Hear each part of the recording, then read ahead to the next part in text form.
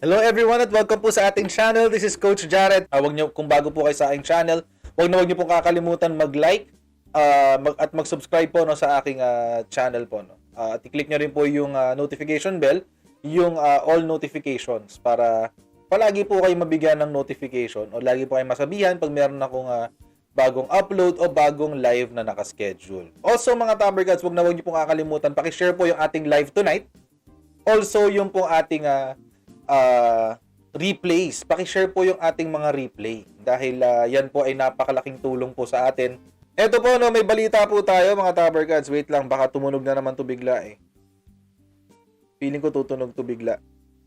Ayan, patay yung stop on natin to. Stop! Ayan.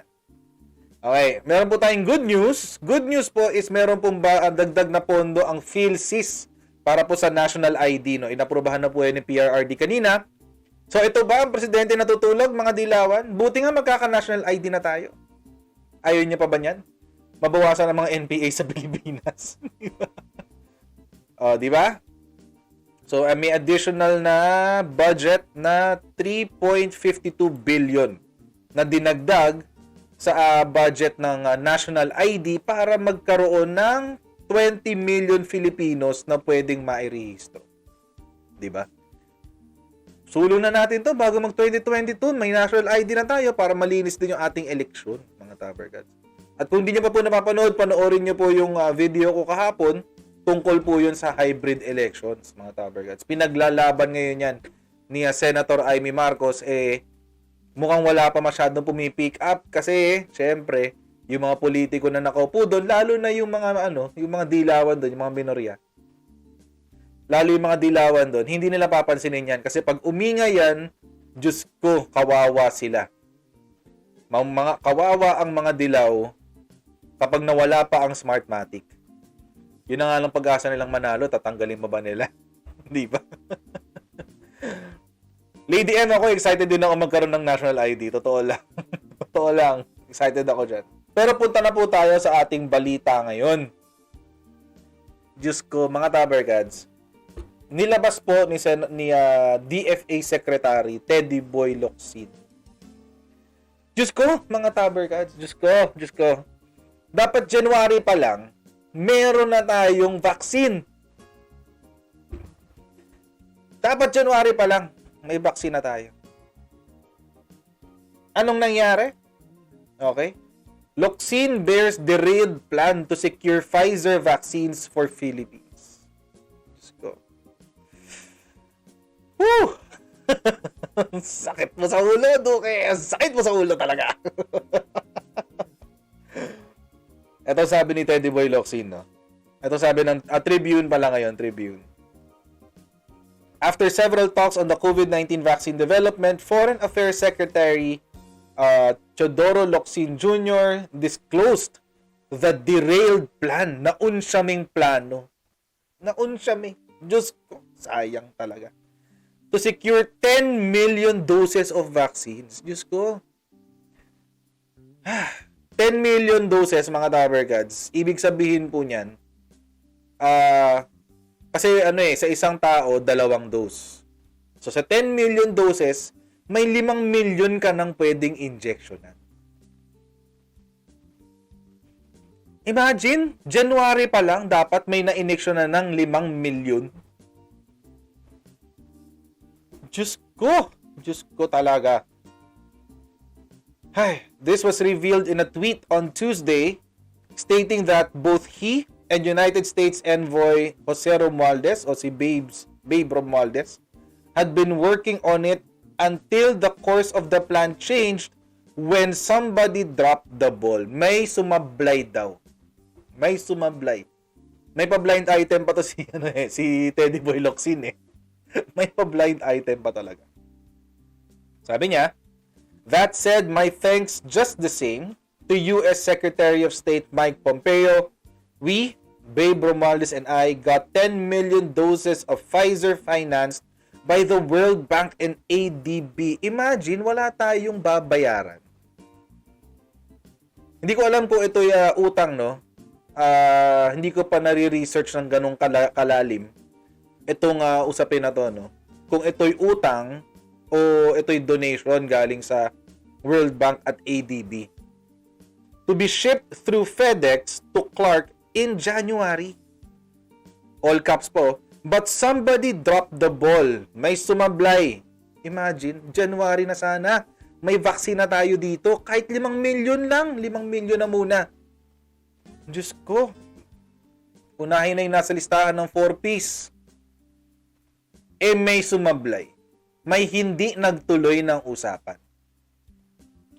I have steel ball bearings. So, may ball bearings daw siya. Kailangan na lang daw niya ng tirador. Titiradorin daw niya kung sino man yung mamang yan.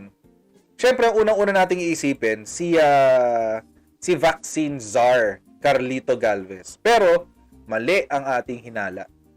Okay? Sabi pa ni Teddy Boy Locsin, we did not miss the bus. Okay? Hindi raw sila nahuli sa balita. Ay, hindi. Ito pala muna sa taas. Locsin, meanwhile, explained that they were not able to fix the agreement on Pfizer as there were allegedly others who had no intention to catch the bus. Alam niyo po ibig sabihin nito, mga Tuppercats. Pag sinabi pong no intention to catch the bus, wala rong planong kumuha dito sa Pfizer.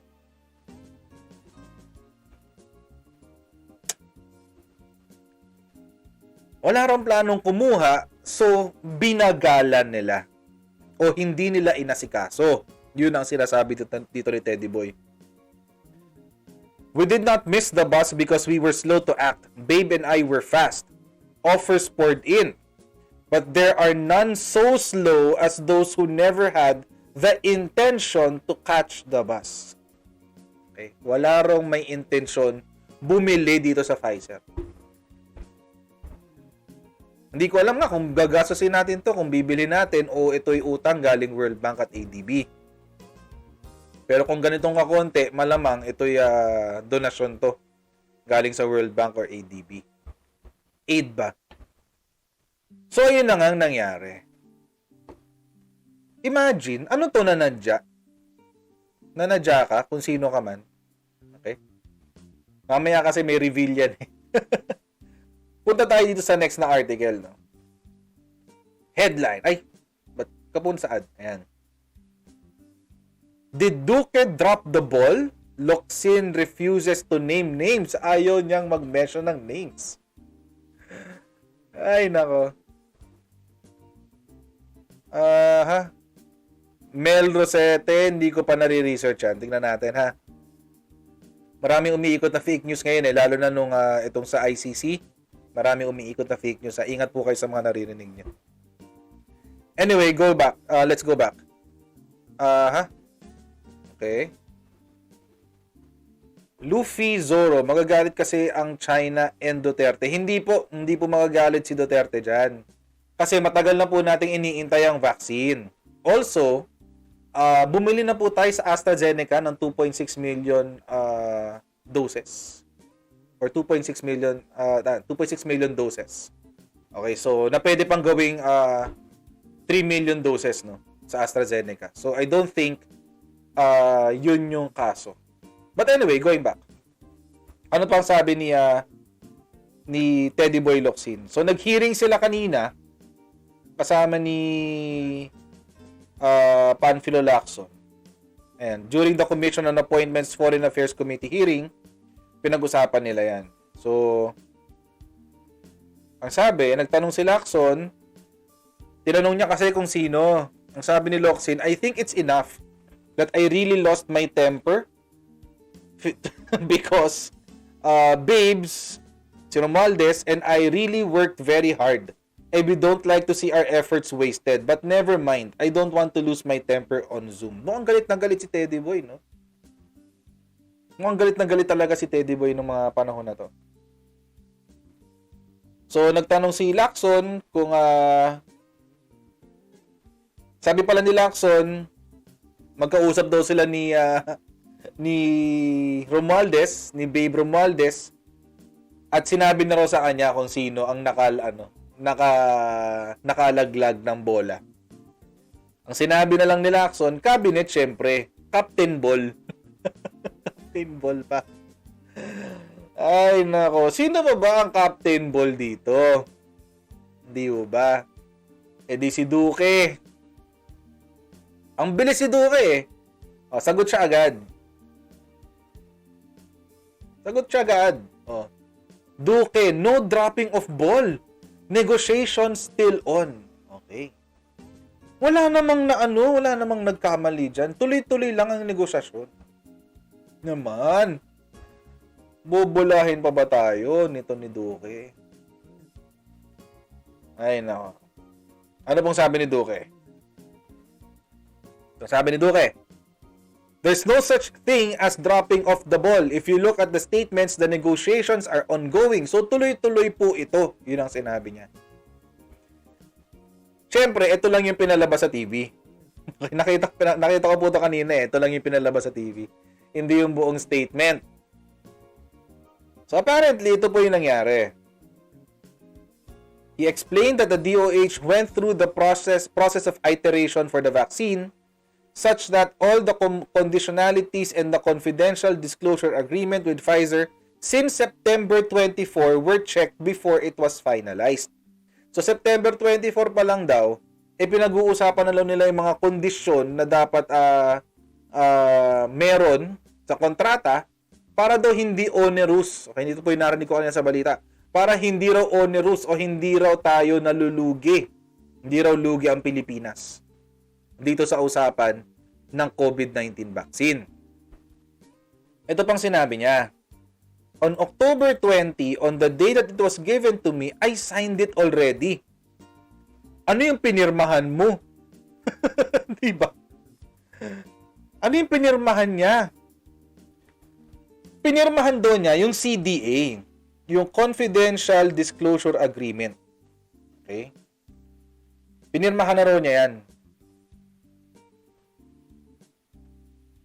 Okay, yun na ba yung ang iniisip ko, kung kasama na ba dun sa Confidential Disclosure Agreement, yung procurement, ibig pong sabihin yung pagbili mismo, ilan doses ang bibilhin, kailan i-deliver, magkano ang babayaran.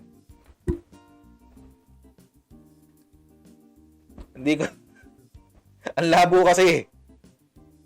Pinirmahan na ron yan noong October 20. Okay, sige, noong October 20 na napirmahan. Pero ibig bang sabihin nung pirma mo, Duque, bibili ka na rin. Yun na rin ba ibig sabihin nun? Kasi, November 2 or November 3, naging vaccine czar si Carlito Galvez Jr.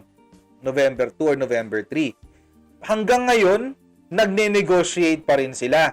So, ibig sabihin, Duque, etong sinasabi mong confidential disclosure agreement, hindi pa finalized.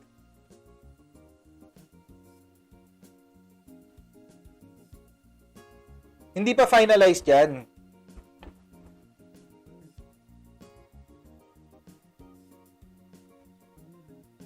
So, anong gusto? So, meron yung sumablay. Sumablay ka na naman, Duque. Kasi kung nasikaso po ito ni Duque, mga Tabercats, no? Kahit po ang vaccine czar is si Galvez, kukulitin niya to. Kukulitin niya tong si Galvez. Kulitin niya pala si Galvez kung siya pa rin ang responsable dito sa ating vaccine.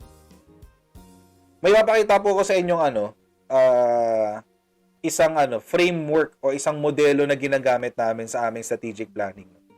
Nakakwento ko na po sa inyo ilang beses na po ako nagfa-facilitate ng mga strategic planning workshop at kasama po dito mga malalaking kumpanya dito sa Pilipinas, no. So papakita ko po sa inyo yung isang ginagamit naming framework o modelo kung paano namin inaalam kung sino ang dapat gumawa ng mga bagay-bagay sa loob ng opisina o sa loob ng isang kumpanya. So, ang tawag po namin dito, mga Tabercats, ay Reishi chart o Reishi map. Ang Reishi map po, iyan po ay acronym ng 5 salita. Responsible, ibig sabihin, siya yung taong dapat tumutok para yung proyekto ay matapos. So, kung sa construction, ito yung project manager. Ay, hindi. Ito yung sino ba to? what do you call this? Engineer. Ito yung engineer, tagal ko iniisip. Ito yung engineer, siya yung responsable na matapos yung construction. Okay, si engineer. Accountable. Si accountable, siya naman yung tao na naninigurado na yung lahat ng detalye sa loob ng proyekto na to, bawa sa construction, ay natutugunan. Lahat ng tanong, lahat ng problema ay natutugunan.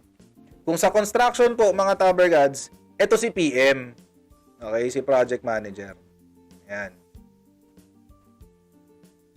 Si project head, tama, James, si project head. Tapos ito si project manager. Meron pang isa. Tapos si support, ayan, si support who will help to who will provide help to the responsible members. Sino yung magbibigay ng suporta sa mga taong kay project head at saka kay project manager. Okay? Yun yung support.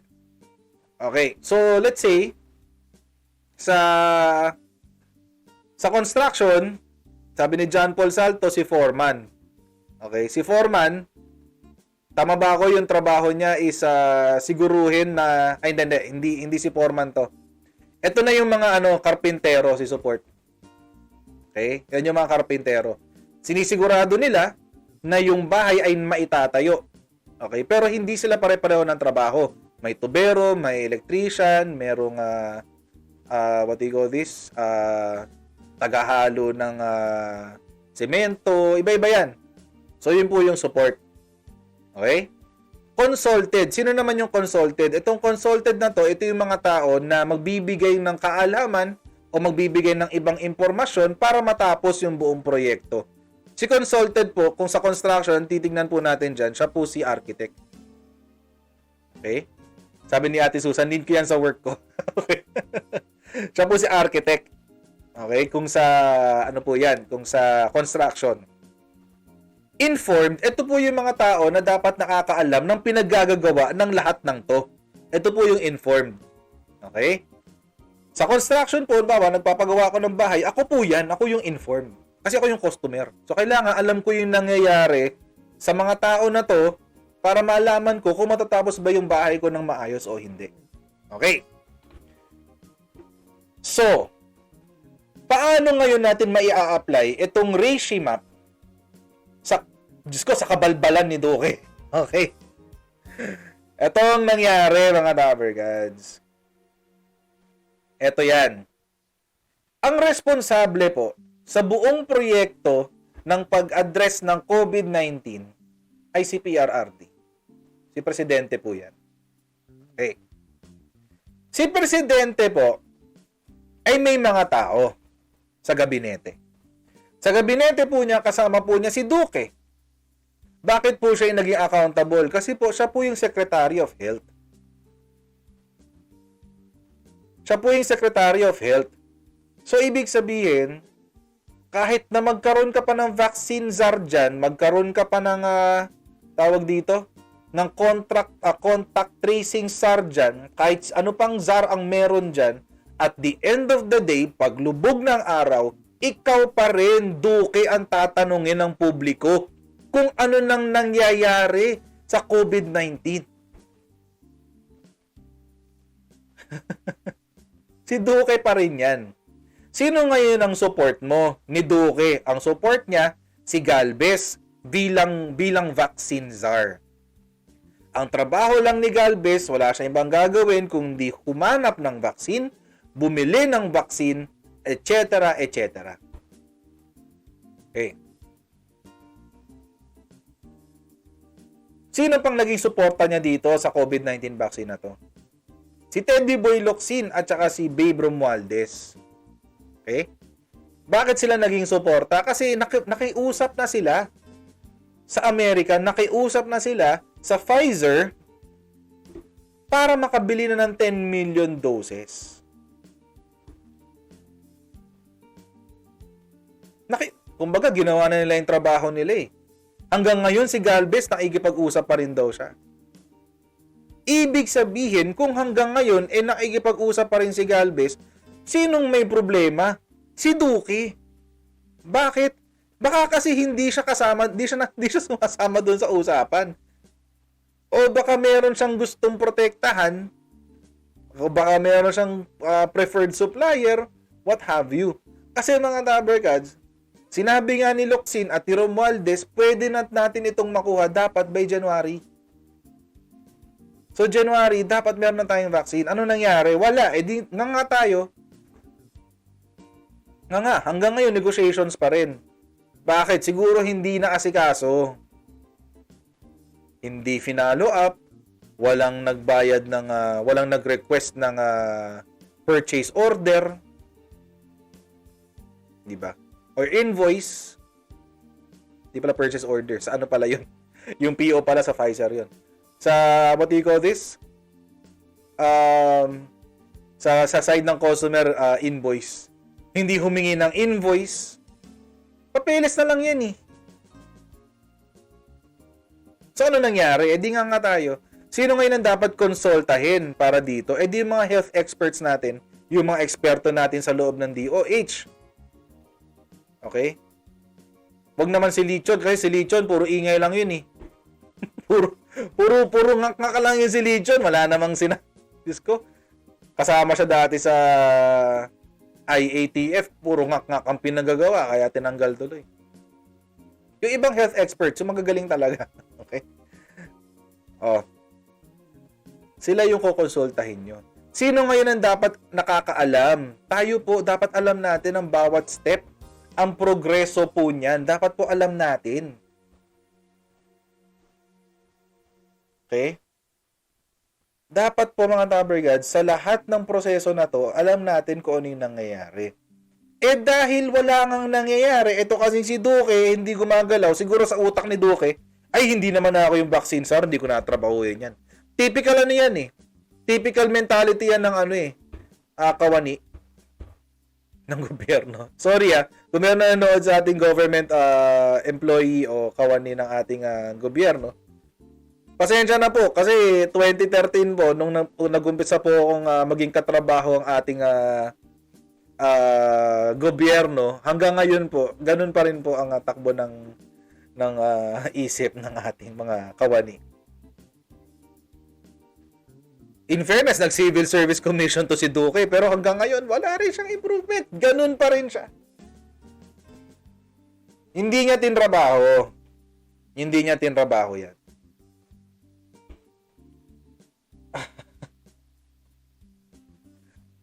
Kaya yun, mga Tabercads. Yun ngayon ang ending natin. Instead na meron na tayong vaccine sa January, wala. Nga tayo. Ito pang nangyari kanina, mga Tabercads. Nalabas itong price list.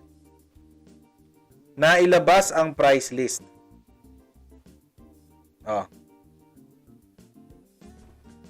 Ang pinakamahal, si Moderna. Ayan, si Moderna. 39245. Napakamahal naman ito. Pero 2 doses na to. Ang lumalabas, 39 o 45, 2 ineksyon. 2 ineksyonan to. Ang si Angara po nag-present nito. Hindi ko alam kung saan niya nakuha yung mga numero niya. Itong mga presyo na to. Hindi ko po alam kung saan niya nakuha yan. Pero si Angara nag-present niyan kanina. Ang pinakamura po ito si Novavax. Okay, si Novavax po 366 per injection. So isabihin 2 dose. Ito pong nasa dulo, number of recipients. So halimbawa po, kung ang bibilihin po ay si AstraZeneca, 2 doses po yan. Sa 2 doses po, 610 po ang babayaran ng ating gobyerno. Per dose. Ngayon, kasama na dito yung VAT tsaka 10% inflation. So, ito na po si AstraZeneca. Ilan daw po ang may ineksyonan kapag binigyan ng 82.5 billion pesos ang ating gobyerno kung bibili nila yung kay AstraZeneca? 135,245,901 Filipinos. Mga Tabercads, ilan lang po ang populasyon ng Pilipinas? More or less, 150 million. So, ibig sabihin, kung kay AstraZeneca ka bumili, mas marami kang maiiniksyonan. Yun po ibig sabihin. Kapag kay Novavax ka bumili, 366 lang ang 2 doses. Mayroon ka pang sobra, 225,409,836. Yun po. Imagine, may sobra ka pa, 150 million lang ang dose ng Pilipinas, 225 ang mabibili mo na doses. May sobra ka pa. Ito ang problema po kasi. Kay AstraZeneca, okay? Kaya po yan ganyang kamura kasi meron sponsor po yan. Sponsored po yan ng University of Oxford. Kaya po yan ganyang kamura. Okay? Parang lumalabas dyan presyong kaibigan. Okay? Presyong kaibigan. Si Novavax naman po, kaya siya gantong kamura kasi siya po ay new player. Bago po sila sa industriya ng paggawa ng mga vaccine. So kumbaga, presyong pang beginner. Okay. Presyong pang beginner to mga Dapper Gods. Medyo nakakatakot kasi hindi natin alam kung ano magiging epekto niyan, di ba? Si Moderna at si Sinovac, ito, mahal po ito kasi kaya po siya sobrang mahal. Dahil ito po, based daw po dun sa research na nagawa nila, ay 95.7 or 94.7% effective. Sabi ni James, promo price. Correct, yun na nga, promo price. Yan po, si Moderna po, no? Ito po ay, yun nga, 94 or 95% effective. Si AstraZeneca po, 90% effective lang po yan. Ito po ang pinakamataas so far. Ayan. Si Pfizer po, kaya siya ganyang kamura, o kaya siya ganyang kamahal, kasi alam naman na natin, Pfizer po yan. Pero pareho lang po sila ng teknolohiyang ginagamit. Hindi ko lang po alam kung bakit mas mura kay Pfizer. Okay, siguro dahil may sponsorship na nakuha dun sa Operation Warp Speed ni Donald Trump. Kasi po, si Novavax, ganun po yung nangyari. Nakakuha siya ng funding kay Donald Trump, no? Sa Operation Warp Speed, yung paggawa ng vaccine sa States. Ito po ngayon si Sinovac. Si Sinovac naman po, medyo delikado, pero kasi ito wala pa tong Diyos ko, to be honest mga Tower Gods, ito wala pa tong third clinical trial. Hindi pa po ito dumadaan sa third clinical trials. Wala pa po itong pag-aaral tungkol sa efficacy rate. Okay? Ito po yung gawa ng China, si Sinovac. Okay? Ngayon po, mga Dabber Gods, ito po ang dyan. Ito po yung hindi ko po alam kung anong game plan ni Duque. Baka inintay niya itong si Sinovac magawa. Okay? Pasok pa daw sa 12-12 si Novavax.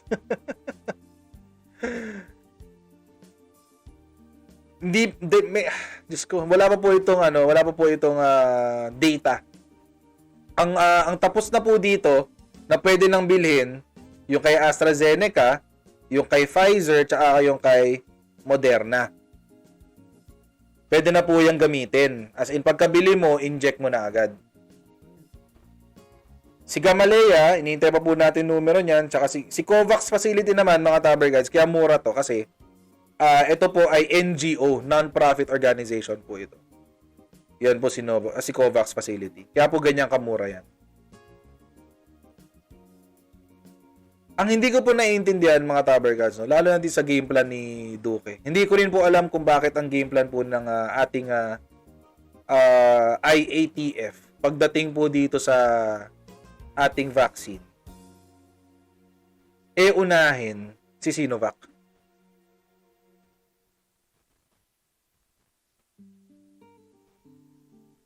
Okay? Naalala ko po dati, sinabi ko po sa inyo, ako po ay loyalista at pro President Duterte. Pero kapag yung gabinete niya ay merong kabalbalan at kalokohang pinaggagawa, mukhang kailangan ko magsalita.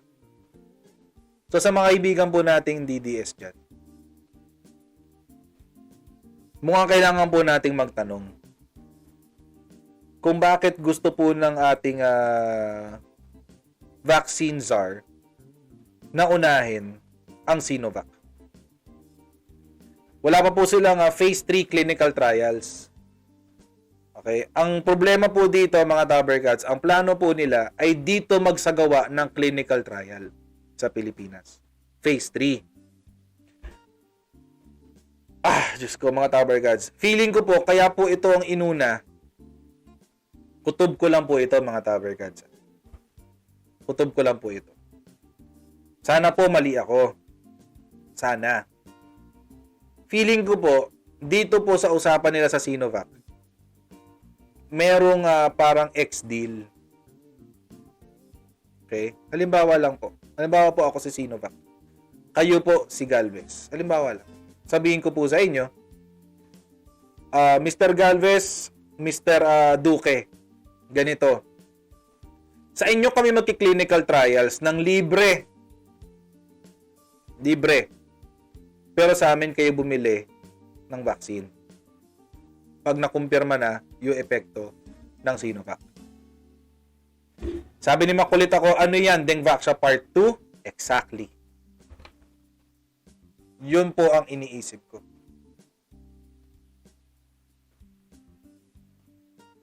Mga Tabercats, dapat kulihin na natin si Duque dito kasi pangalawang beses na niya to.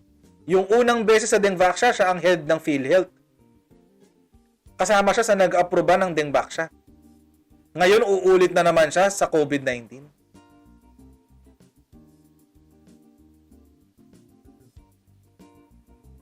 Anong nangyayari sa inyo, Duque? At Mr. Galvez? Kailangan magtanong-tanong na tayo, mga Tabercats. Kasi hindi magandang ano yan. Hindi magandang sistema yan. Pwede rin na hindi ko alam.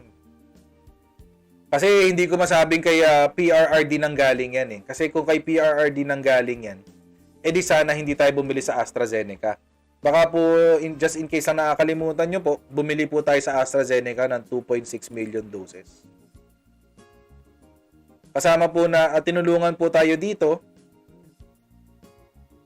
Okay, tinulungan po tayo dito ng mga negosyante sa Pilipinas. So 1.5 total of 3 million doses. 1.5 million po ang pupunta sa mga nag-sponsor at 1.5 million ang kanilang ibibigay sa gobyerno.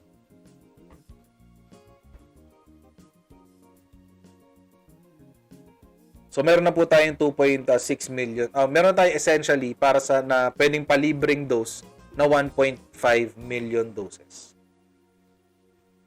Tapos, ang target nila, ibibili sila sa Sinovac ng 25 million doses. Ang sinabi po, okay, kaya pag kay Sinovac po tayo bumili, 22 million lang ang mai-inectionan sa ating populasyon. 22 million lang. Ngayon po, mga Tabercats, iniisip ko rin ganito. Ako lang naman to, no, opinion ko lang. Baka kasi nalilimitahan lang si Mr. Galvez, ang ating vaccine czar. Alam niyo po kasi, mga Tabercats, ang military po, kapag po sila binigyan ng utos, yun na yun, that's it. Hindi po sila masyadong nag-iisip out of the box. So, halimbawa po, sinabi ni President Duterte, ang bibilin lang natin mga 25 million doses lang.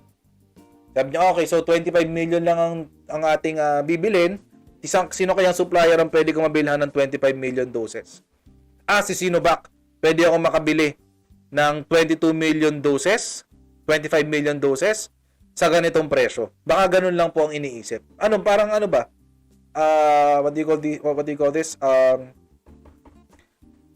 Shucks, I forgot the term. Linear thinking. Linear. Isang diretso lang na ganun. Okay? Baka hindi niya naisip yung out of the box. Hindi niya naisip yung teka, kung meron na akong 82.5 billion, kung kay AstraZeneca ako bibili, mas marami akong mai-injectionan. Sinira na naman ni Duque ang plano ng gobyerno. Sinira na naman ni Duque ang plano ng gobyerno. Instead na meron na po tayong vaccine ngayong January, ngayon wala. Nga tayong lahat. Okay? Nga tayong lahat. At wala po tayong ibang sisisihin kung hindi si Francisco Duque III. Siya lang.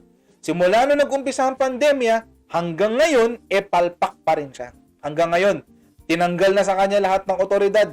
Tinanggalan na siya ng pagiging contact tracer. Tinanggalan na siya ng pagiging, what do you call this? Vaccine czar. Wala, tinanggal na lahat sa kanya. Ang meron na lang sa kanya ngayon, figurehead ng isang Department of Health. Pero sa totoong buhay, taga-report na lang siya. Bakit? Kasi hanggang ngayon, sumasablay pa rin siya. Masablay pa rin. May tanong si Francisco Basbas. Bakit ayaw pa siyang sibakin ni President? Hindi ko rin po alam. Actually, Mr. President, kung kayo po ay nakikinig po dito o for some reason umabot po sa inyo itong video na to, pakisagot naman po yung tanong namin. Wag na po muna natin pag-usapan yung corruption, yung sa PhilHealth, etc. Dito na lang po ang pag-usapan natin, Mr. President. Dito na lang po sa kung paano niya hinawakan ang pandemya. Imagine, ibang tao ang gumagawa ng trabaho niya. Secretary Galvez. Sino ba to? Yung sa PPE? Si Nograles? Carlo Nograles ba yun? Tapos, sa contact tracing, yung mayor ng Baguio. Ano bang pangalan niya? Yung mayor ng Baguio? Kalimutan ko. Magalong, yun. Si Mayor Magalong. Imagine, tinanggalan ka ng kapangyarihan, ibinigay sa ibang tao. Trabaho mo yun eh. Trabaho mo yung contact tracing. Trabaho mo yung pagbili ng vaccine, pati yung rollout, yung kung paano mag-i-iniksyon ng vaccine. Trabaho mo rin yun. May plano na dyan si Secretary Galvez. Tapos, pinamigis ko, trabaho mo, binigay sa iba. Sa private companies po, mga tabergats, ang tawag doon, constructive dismissal. Tatanggalan ka ng trabaho, pero nandiyan ka lang. Pero in reality, wala ka na talagang silbi. Taga-report ka na lang. Illegal po yun sa labor code. Pero dahil cabinet member siya, hindi ko alam kung mag-a-apply ba sa kanila yung labor code. Ay, nako. Anyway, going back. Isko, Duque. Isa ka pa. So mga Tabercats, maraming po salamat sa panonood po sa atin today. Umabot po tayo ng mga 800 viewers. Maraming po salamat dahil nag-join po kayo sa ating kwentuhan ngayong araw na to. Huwag niyo po kakalimutan, bukas 11 PM po tayong muli sa mga kaibigan po natin sa abroad.